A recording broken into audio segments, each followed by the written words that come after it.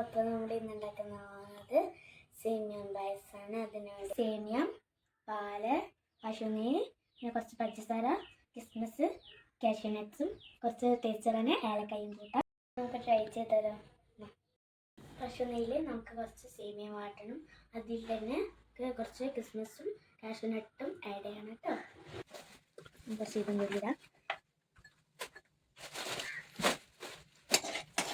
നമുക്കൊന്ന് മിക്സാക്കി കൊടുക്കാം. നമുക്ക് സേമിയ വാർത്തിട്ട് തരാം.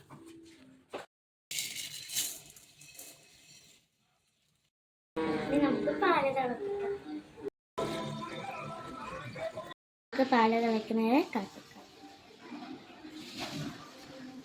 ഇനി കുറച്ച് പഞ്ചസാര ഇടാം. നമുക്ക് തിളച്ച് വരുമ്പോൾ ഗ്യാസ് കുറച്ച് സ്ലോ ആക്കാം. വാട്ടി വെച്ച സേമിയം എടുത്തിട്ട് ഇതിൻ്റെ അകത്തേക്ക് തട്ടാം.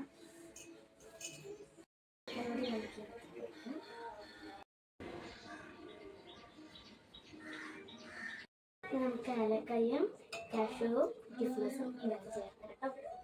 ഗ്യാസ് റെഡിയാക്കി വെച്ചിട്ട് ഗ്യാസ് കൊടുക്കാം.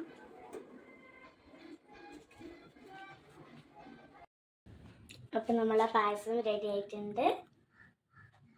ടേസ്റ്റ് ചെയ്ത് കൊടുക്കാം. നല്ല ടേസ്റ്റ് ഉണ്ട് കേട്ടോ. ഇത് ട്രൈ ചെയ്യാലോ. Okay, by.